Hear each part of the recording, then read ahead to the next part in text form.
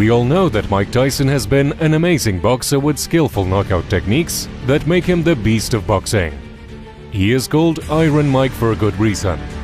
After Muhammad Ali, he is the only boxer that has taken boxing knockout techniques to a whole new level. In this episode, we'll see the 5 fights when Mike Tyson looked truly invincible.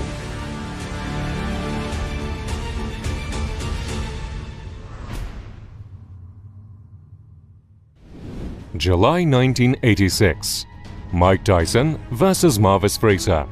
Marvis Frazier, despite his 1983 one-round knockout loss to then-champion Larry Holmes, remains a marketable name in the heavyweight division. But here, the spotlight falls most directly on 20-year-old Mike Tyson, whose public appeal grows every time he fights. Here now is a quick update on what has happened with Tyson since his string of 19 straight knockouts ended with a 10-round decision over James Tillis on Wide World of Sports. The late and legendary trainer Cus D'Amato was the only real father figure Mike Tyson ever knew.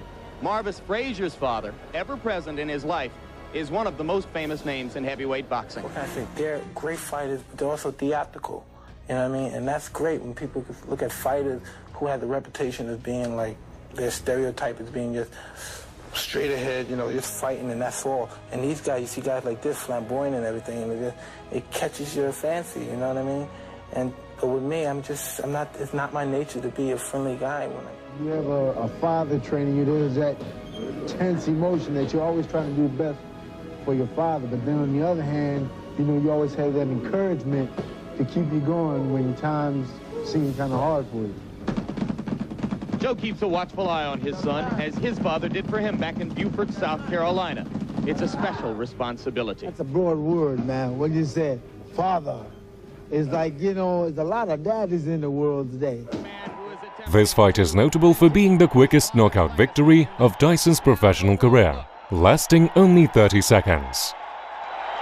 To be contended with wins, as we saw earlier, over the likes of Quick Tillis and Bone Crusher Smith. He can fight. The reason I and a lot of other people don't think the referee does not scoring on the round system, supplemental 4-point scoring system if the rounds wind up even, and the 3 knockdown rule is in effect. Very, very quickly. Uppercut, and Marvis is hurt. Frazier is down. Joe Cortez moves in to have a look, and he's going to stop the fight. Ferguson, the first time you saw him here on ABC Sports. Watch the uppercut, the right uppercut. We're going to show handle this kind of an attack. You see that stiff left hand, that jab that Mike has not shown too much. The jab backed Marvis up into the corner. A second jab kept him there for those right uppercuts. Michael, give me first your reaction to the fight. The fight, I was confident. I trained real hard with my trainer, Kevin Rooney, who I owe a great deal to. And I came out and I was confident. I knew the fight. I felt it deep in my heart. I was going to stop him in the first round. Did you know from watching tapes of him that you could hit him with the uppercut? No, that's my favorite punch. And I watched the time, and I knew from my trainer telling me as he throws his punches, he bends down. And I knew that would be perfect for my uppercut. I planned on working the body more, but I saw the opportunity, and it looked too good to go away. Of the 3 champions, who would you like to fight and why? I'd fight anybody my trainer put me in with, because I'm confident I could beat any fighter in the world. What do you think of the 3 champions? They're all good fighters, because you have to be a good fighter. You can't take nothing away from them to become the champion. But I'm confident, I'm ready. And I'm ready when my trainer tells me. May 1987. Mike Tyson vs. Pinkland Thomas. WBA, WBC heavyweight champion Mike Tyson tries to make a better show of it than that embarrassment of last March. We'll examine the boring hugging match with James Bone Crusher Smith. The challenger is former WBC champion Pinkland Thomas, whose hard road back to this title shot is wrought with controversy. 2 determined fighters trying to reestablish their dominance in the heavyweight division.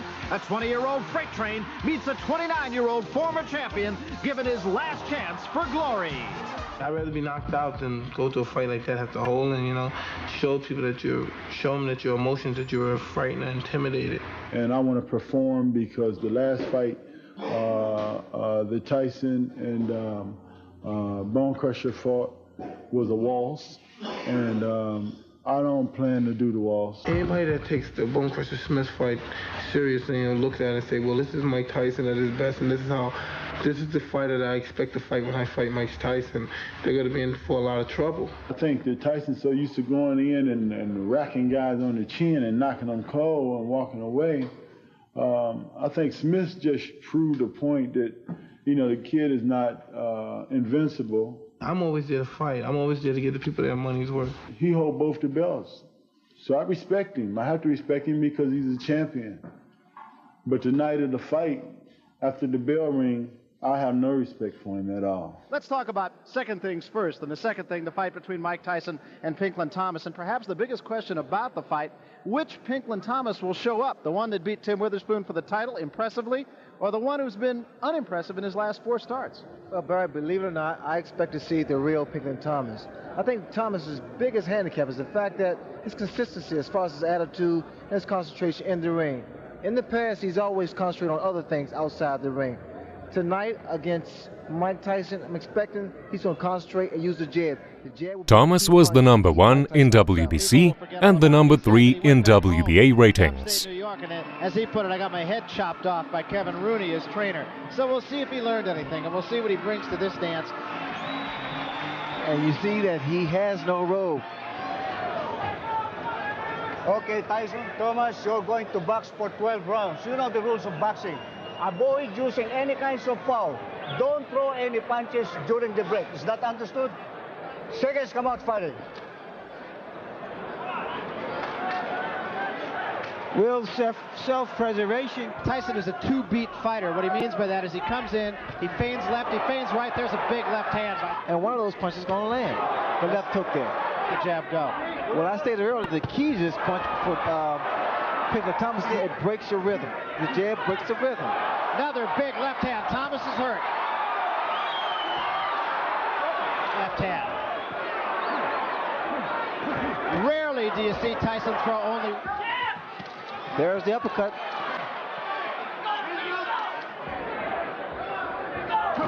And a big left hand right on the jaw of Pinklin Thomas. Thomas is in all kinds of trouble. Still 30 seconds to go in the round. Steady.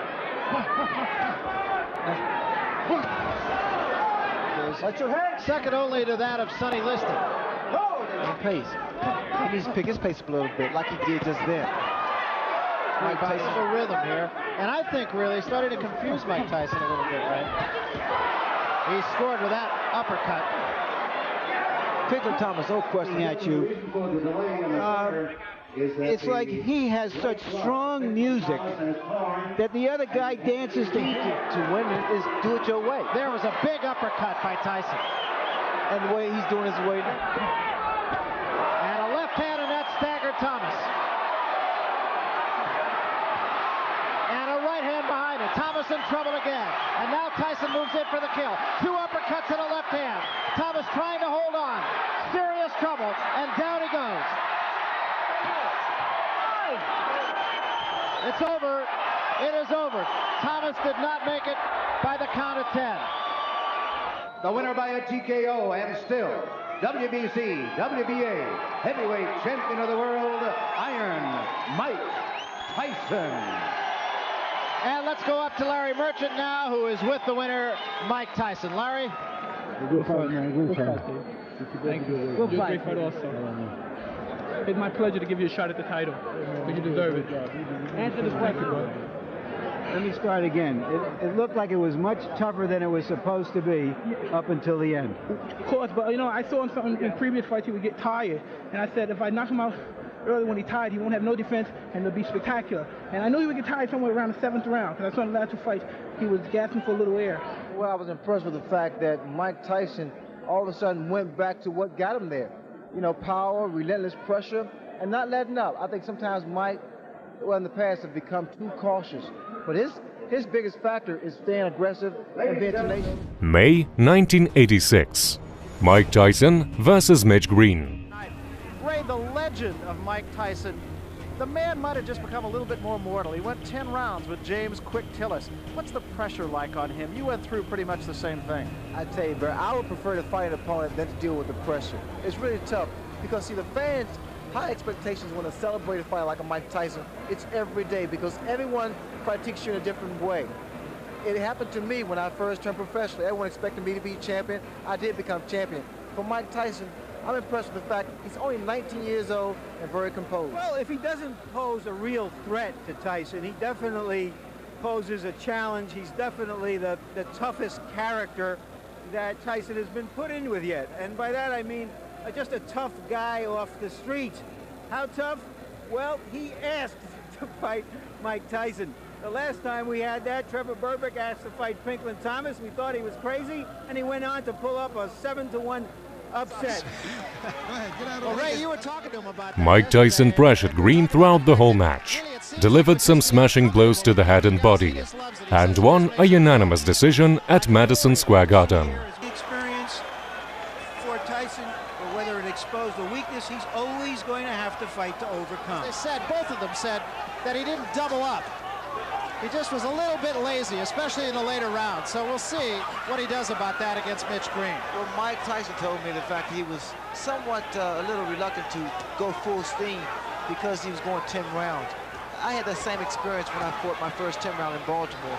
It's similar to Joe Frazier. Always aggressive, right in front of his man. Now we see some head movement by Mike Tyson. That was about a 3-punch. That Mitch Green makes is the fact that he doesn't close down your maneuverability.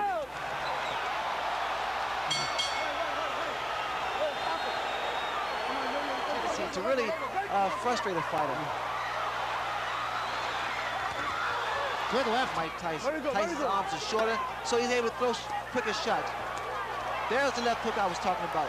The last fight that Tyson had against Tillis, and what a shot. That is an awesome shot. That was just a jab. You have to appreciate hands high. He works his way in. That was a right hook.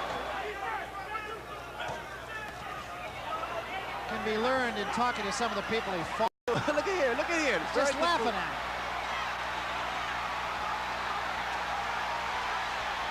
And Green seems to me, Ray, to be doing all the wrong things. That's very good body movement. Next round, he's getting tired. You got to throw punches. At full speed. Look at here, you can tell that he is not concerned about going the distance. Throwing those shots, combination. Trying to tie Tyson up, and a couple of good shots by Mitch Green. His best rally of the fight right here. Look here. No. He's caught Tyson 4 or 5 times, and Tyson, for the first time, seems a little bit puzzled by Tyson. Tyson said one time, he said, I understand anatomy. Here again. Oh, what a left hand. That seems to be something that runs through all of Mike Tyson's opponents, that they all... You want to see a very aggressive Mike Tyson. Another day in the classroom. Big left hand to end things. For the winner, for his 21st straight win and as many fights, Mike Tyson. Your first fight here in the big room at the Garden, were you satisfied with it? Almost definitely. I didn't want to sound rudish or anything. I didn't want to knock him out or anything. I wanted to put a lot of pressure on him and make him decide himself whether to give up or not. He wouldn't get knocked out, because if he get hit on the chin, he can't see the punch, and he will say, oh, I didn't see the punch, I got knocked out. So I left it up to himself, and as I must say, I must take my hat off. He's a very tough individual. That's a little bit odd. You're saying you didn't want to knock him out because you hit him some awfully tough punches for a guy who didn't want to knock the other guy out. Well, they were tough punches, but they weren't devastating punches. They were rugged punches, boom. Because I knew he was a professional, and if he would have went down from the punches, that would have been the fact that he gave it up. May 1986. Mike Tyson versus James Tillis. Tillis was the first man to go to the distance with the prime Mike Tyson in 1986. 81 and 5, 20 years old on June 30, and eclipsed Floyd Patterson as the youngest heavyweight champion of all time if he wins the title anytime before May 5, 1988. On the round system with supplemental point scoring in case of a draw. 3 knockdown rule is in effect. No standing 8 count. Not acquitted himself too badly, as he has managed to stay away from Tyson's thunderbolts, although he just took a right hand.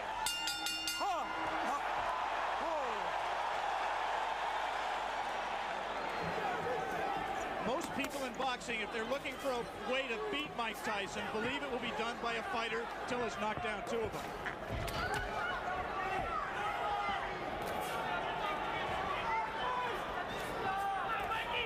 He's out with it, but he will wear him down and bring his hands down so he can land punches to the head.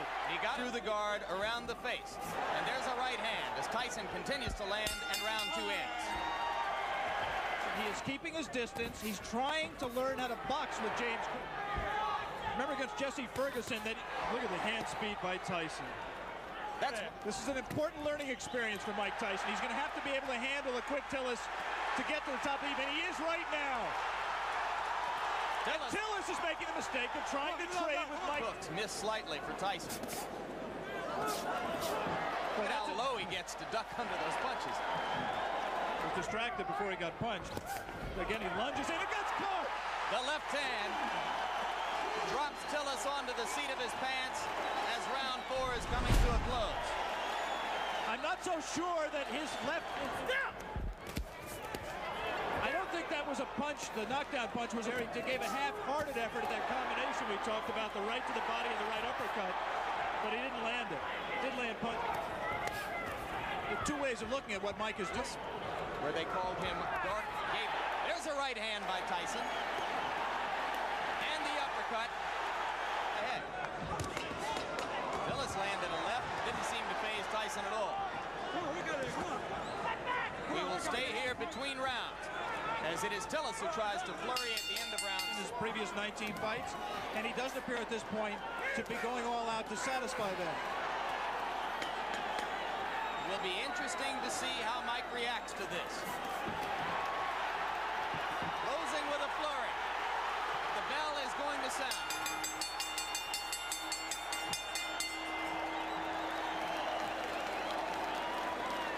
Big smile on the face of Bo Williford as he steps into the ring for 19-year-old Mike Tyson. Moved the record now to 19, or make it 20 wins, no losses, 19 of them by knockout.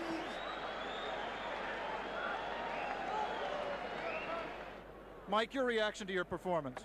Well, I thought myself it was the best performance in the sense that I went 10 rounds and I don't feel tired at all, but I was just a little leery about going to 10 rounds.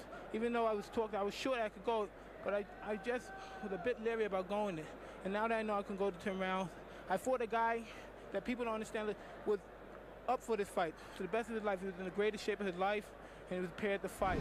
June 1986. Mike Tyson vs. Reggie Gross. Gross was most famously stopped in 1 round by Mike Tyson, in an exciting but brief bout where he took the fight to the feared contender.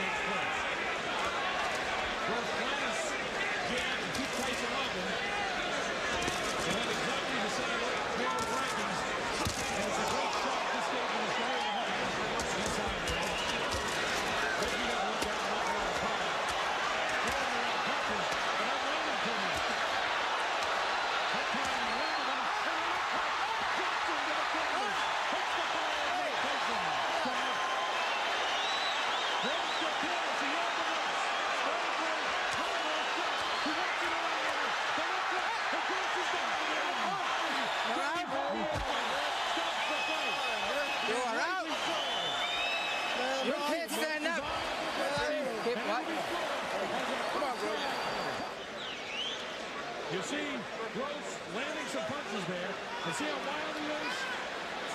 He's wide open now to the left. And watch it. He fakes, moving the body, moving the trunk around. One on with a uppercut. You know he's wide open for left hook. There he is, right there. The outstretched right arm. The left hook nailed him. And that fight was virtually over there. See Tyson moving the trunk, moving the body. No blows, really landed very heavy. But look great, that uppercut did land, and he landed one one more right hand, but not too heavy. Now look for the opportunity. Tyson is mad now, and he shows it by dropping Reggie Gross with a vicious left hook to the head. After that, Gross was able to get up a different angle for you. Johnny Lobianco stopped the contest at 2 minutes and 36 seconds of the first round. The winner is still undefeated, Mike Tyson.